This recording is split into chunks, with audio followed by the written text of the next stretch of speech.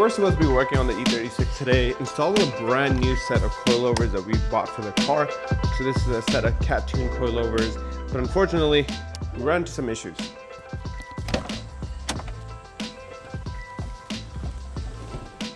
So I'm not really sure what's going on, but if we try to start the car, we get a crank, no start. So I gotta figure out what's going on here, because if we can't drive this thing, there's no point of having coilovers installed on it.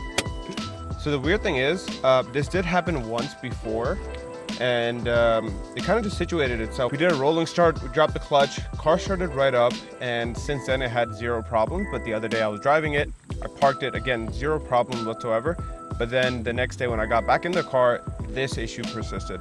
Now at first I thought the fuel pump wasn't working, but fuel pump is right back here, and as soon as I turn the key, you can hear the fuel pump engage for like 2-3 seconds, but then it turns off. So I don't think it's a fuel pump, at least, but I gotta figure out what it is, because the car's not starting and obviously I can't drive it. The garage is a mess because we were so focused on getting this interior back in that I didn't have a chance to clean up all the mess that we made along the way. But I did pick up this thing. This is an OBD2 reader for older BMW, so I'm hoping this can tell us at least kind of where to start. I think I have an idea of what it is, but before I jump to any conclusions and think it's something that it's not, I want to check the codes, see why the check engine light is on, because the check engine light did come on. Hopefully this will give us some answers, but this is just like a cheap OBD2 reader off Amazon. Luckily my car is OBD2 and not OBD1, so that makes things a little bit easier. But if my guess is correct, I think it's going to be this right here, but we'll get into that a little bit more after we check this. So I'm pulling up the codes here, and the first one that we're getting is the crankshaft position sensor. That one is what I thought it was. I'm going to keep that one in mind. We'll keep going and see what the rest of them are. Camshaft position sensor A, circuit bank A or single sensor. Well, why is that one bad? That one is just replaced. O2 sensor, camshaft position sensor, cylinder 5 misfire detected, crankshaft, camshaft, camshaft. So I think they're all related somewhat to that crankshaft position sensor. Let me try one thing and see if that fixes it. So luckily with FCP Euro, you get free replacement parts if one of your parts go bad. So I told them that I think my crankshaft position sensor went bad, and they were able to send me a new one ASAP. So I'm gonna go ahead and open this thing up and try to replace it. But from what I've been told, these go bad if they're not genuine BMW ones. So I really hope that's not the case. And again, still weird to me that these are going bad when I just replaced them like 100 miles ago. Like when I rebuilt the engine, got a brand new crankshaft and camshaft position sensor. Hopefully this is the culprit and it's not a bigger issue. If this isn't it, then I don't know what is. So lucky enough, I got the old sensor out, and again, this is a brand new sensor from Bremmy. This is an exact replacement to the new one I just got, but there's no damage to this one. Nothing seems wrong, nothing seems out of the ordinary. And lucky enough, you can actually get a pretty, it's a little bit of a tight fit, but you can get your arm in here under the intake manifold and loosen up the bolt that holds the sensor in and then pull the sensor out. So I got the new sensor in there. Everything seems to be plugged up nice and tight.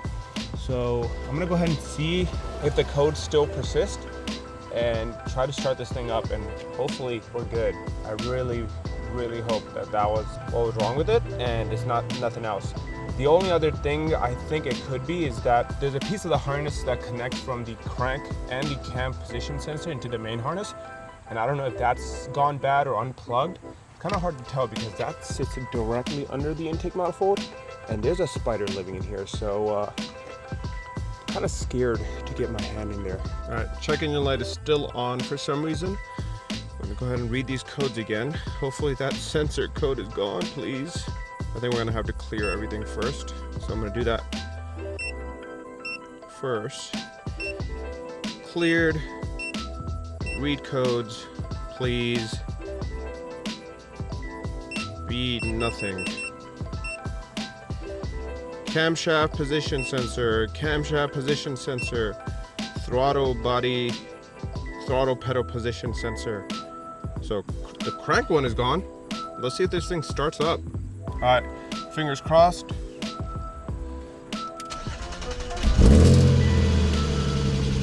Oh, that is so relieving. All right, I'm gonna go ahead and erase the codes again one more time. Screw it, screw the code. I think I'm just gonna take this thing for a test drive, see if the check engine light pops back up, and then I'll park it.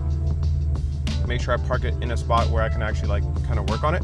Park it and see if this thing turns back on, see if any other issues come up.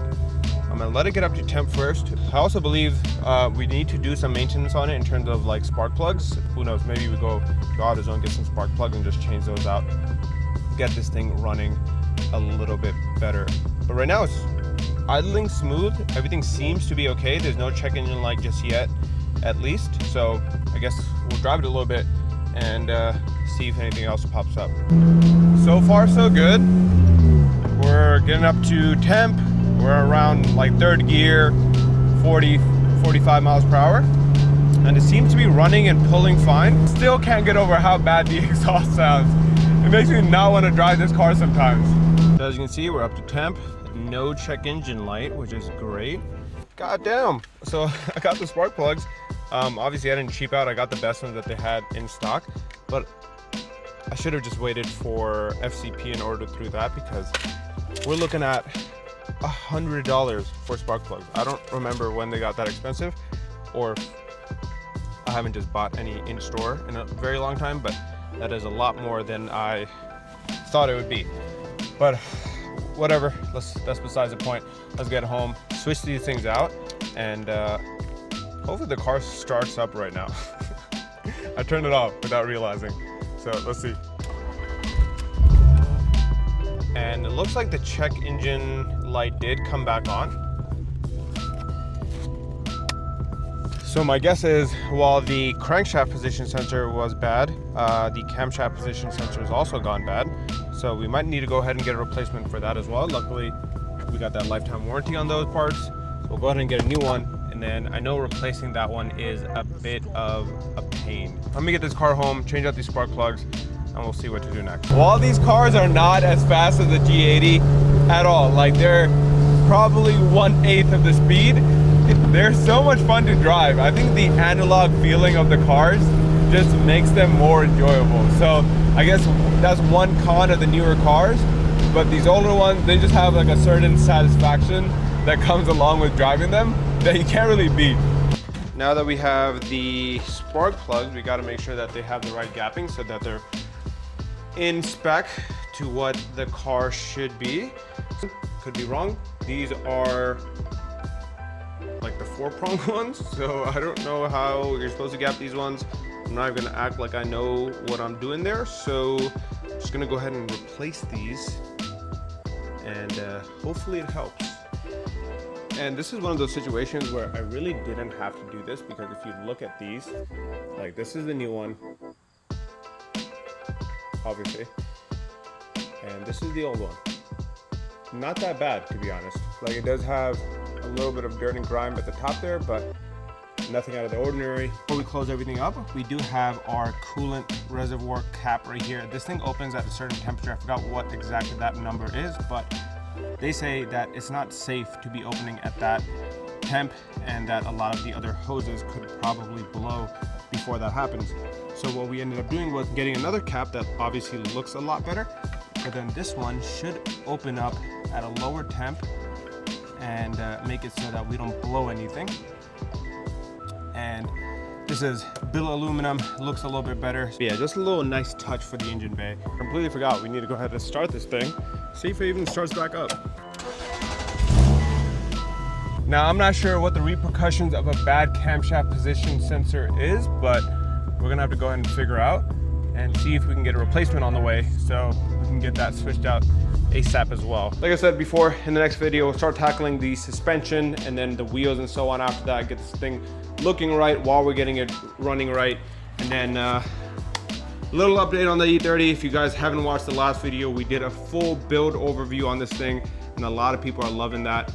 We went into all the detail of what we got done to this car, kind of the history behind it, etc. But one issue that we ran into right after we got home is our gas tank is leaking. So I filled it up with gas right after that, and looks like the top seam of the tank itself is leaking. So now I know that I can't go beyond quarter tank of gas in this thing, so I gotta kind of fill it up every time I drive it, which sucks, but I guess that's the life of an old car like this. You never really run out of stuff to do. So with that being said, I'm gonna call it here. I know this wasn't the video that we planned, but I'm also glad that we got it situated and we didn't get stuck anywhere with that car. But with that being said, thank you all for watching. Thank you for staying tuned, and I'll see you guys on the next one. Peace.